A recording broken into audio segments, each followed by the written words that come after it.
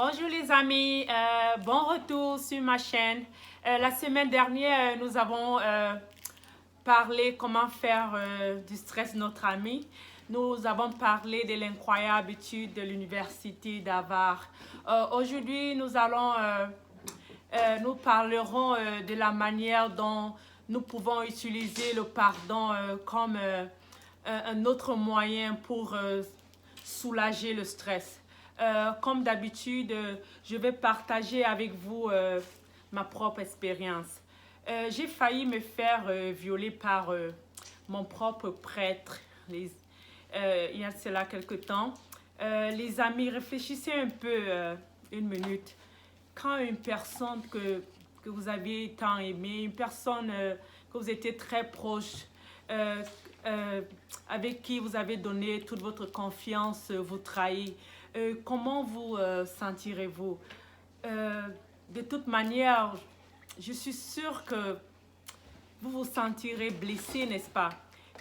Et si vous décidez de garder rancune contre cette personne, devinez quoi? Vous vous sentirez plus blessé et plus stressé. Vous ne serez pas en paix au juste. Par contre, disons que vous décidez d'être une personne, vous décidez d'être une bonne personne et pardonner à cette personne. Vous ne gardez pas rancune à cette personne et décidez de lui pardonner complètement et laisser aller. Comment vous sentirez-vous après? Super bien, n'est-ce pas? Vous vous sentirez beaucoup mieux, vous trouverez une paix intérieure et vous-même, votre conscience sera plus en paix, uniquement à cause du pardon.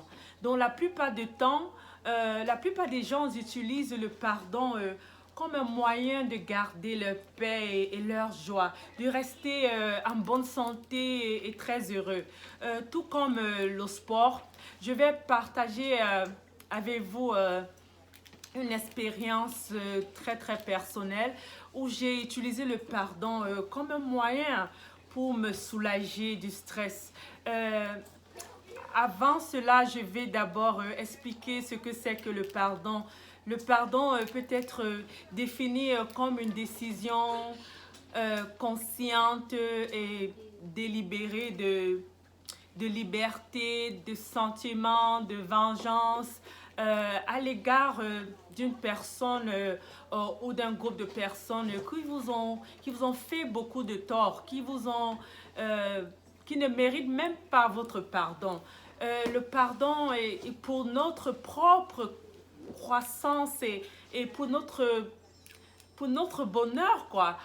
Lorsque nous nous accrochons à la, comment dire, nous accrochons à la souffrance et à la douleur, à la rancune et à la colère, cela nous fait plus de mal. Le pardon nous libère pour vivre dans le présent, quoi.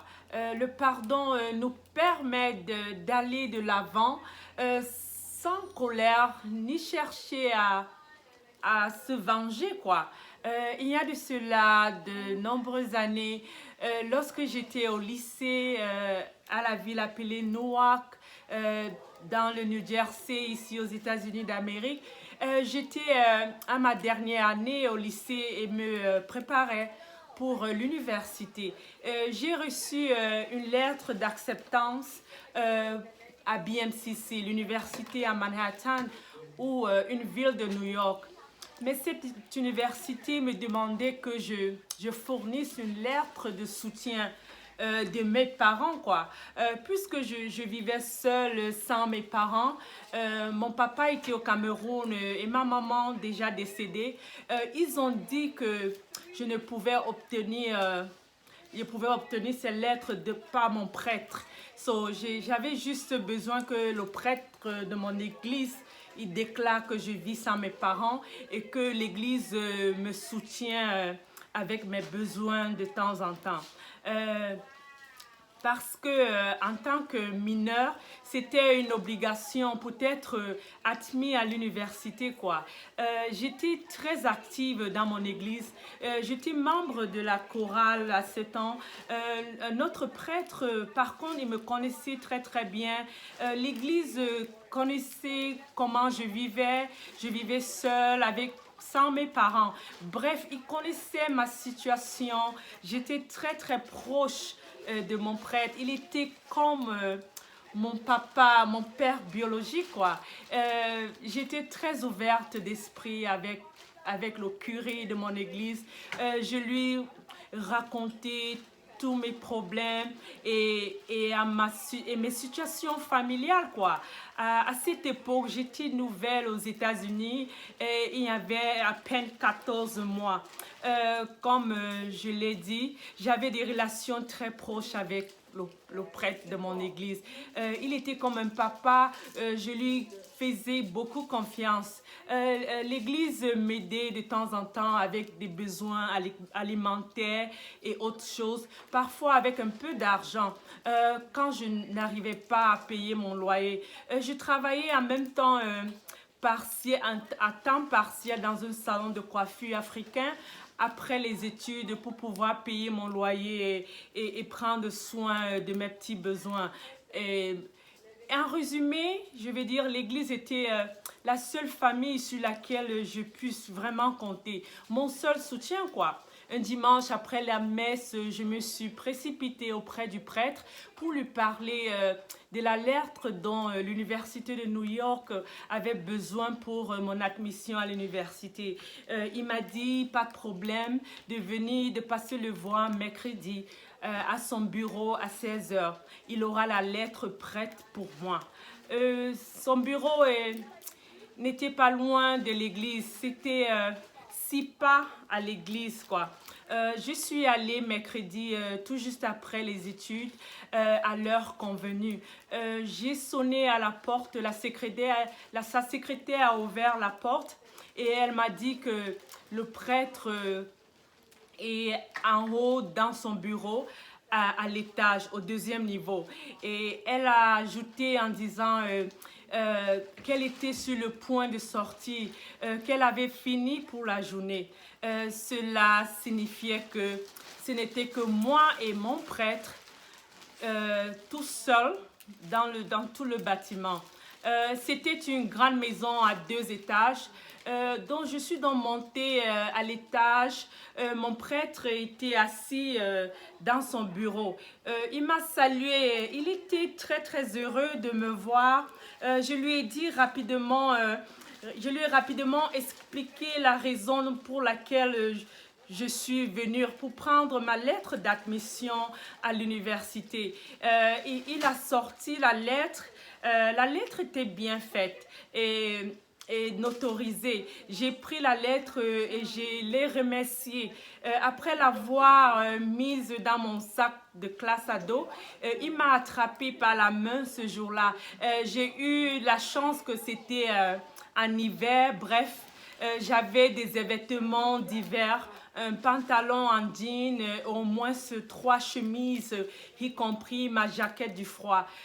Comme je disais au prêtre merci et au revoir, il s'est levé et a dit est-ce que je peux avoir un petit câlin au moins? Et je lui ai donné un hug, on appelle ça câlin, je sais pas. Et il n'a pu me relâcher, il m'a plus relâché. Il m'a dit je suis une fille très jolie depuis que je viens à l'église.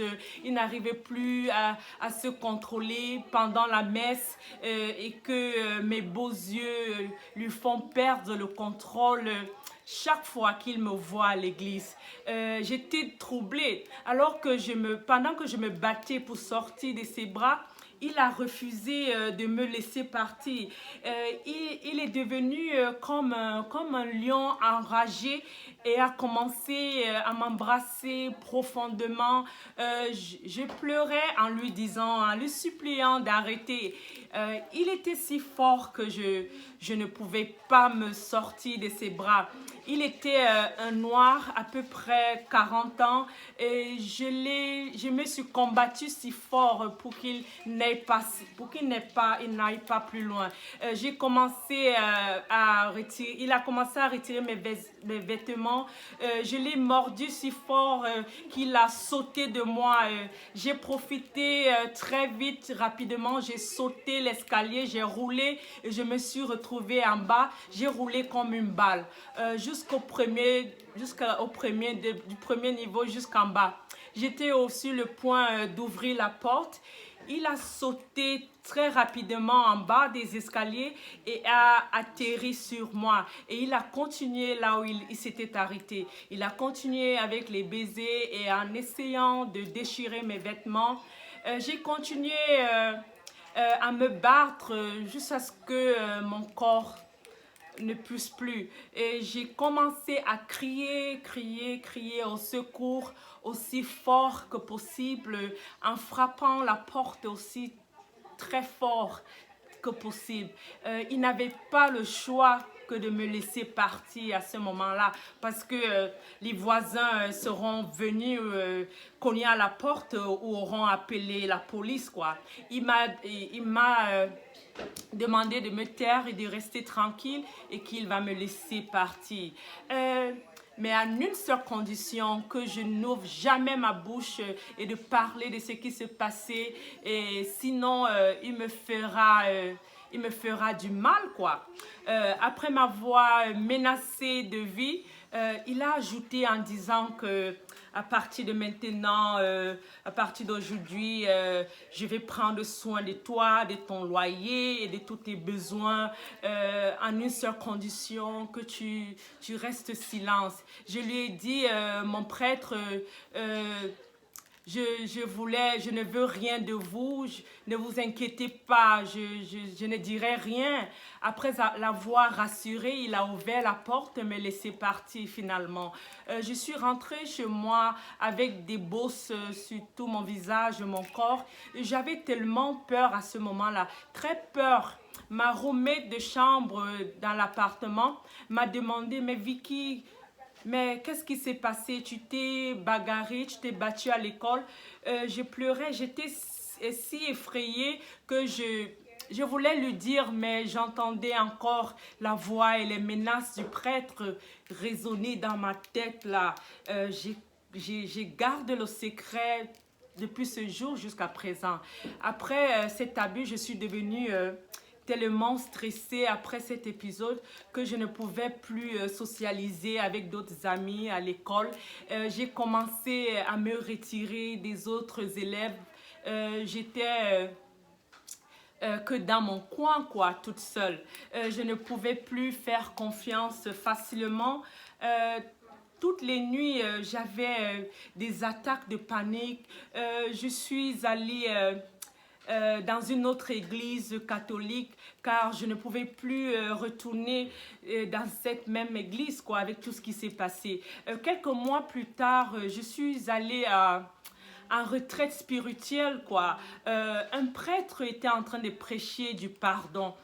Comment sans pardon nos prières n'iront pas à Dieu. Et il nous a raconté l'histoire d'une jeune fille qui avait été agressée, abusée sexuellement par un prêtre et que cette fille avait besoin de pardonner à ce prêtre afin qu'elle puisse recevoir des bénédictions de Dieu.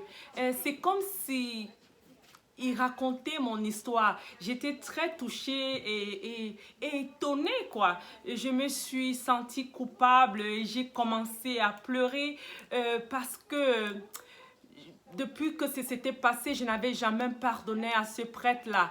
Depuis ce jour-là, j'ai laissé tomber les rancunes, j'ai pardonné à ce prêtre et j'ai commencé même à prier pour lui depuis ce jour. Et depuis ce pardon, j'ai commencé à mieux me sentir. J'étais comme si un lourd fardeau était enlevé sur moi, quoi. Quelques mois plus tard, lorsque je suis allée dans une grande cathédrale le jour de la fête de Pâques, j'ai vu le même prêtre qui m'avait abusé, qui avait abusé de moi. Il était parmi les prêtres qui disaient la messe ce jour-là. Pendant qu'il descendait pour sortir de l'église, il m'a vu et nous nous sommes regardés dans les yeux. Je n'ai plus du tout ressenti de douleur ni de colère. J'ai plutôt ressenti la paix en moi, quoi. J'ai souri, quand j'ai souri à lui, il a baissé les yeux et regardé le sol. Et les amis, vous devez apprendre à pardonner et à renoncer à toutes les rancunes. Sinon, vous serez plus stressé. Lorsque vous ne pardonnez pas, vous donnez à la personne qui vous a blessé le pouvoir sur vous. Ne leur donnez pas cette occasion de vous tenir prisonnier. Tout comme moi, j'ai choisi de pardonner à ce prêtre qui m'a abusé. J'ai laissé la rancune. Si vous aviez été blessé par quelqu'un en qui vous avez eu confiance ou par quelqu'un d'autre et que vous ressentez toujours en douleur, surtout lorsque vous voyez cette personne ou entendez parler de cette personne, trouvez simplement une place dans votre cœur pour pardonner et oublier. Cela vous apportera la paix, la joie et de l'amour. Essayez cela et faites-moi savoir comment vous vous sentez. On se reverra la semaine prochaine pour notre prochaine vidéo sur comment gérer le stress. Je vous aime tous. Bisous et au revoir.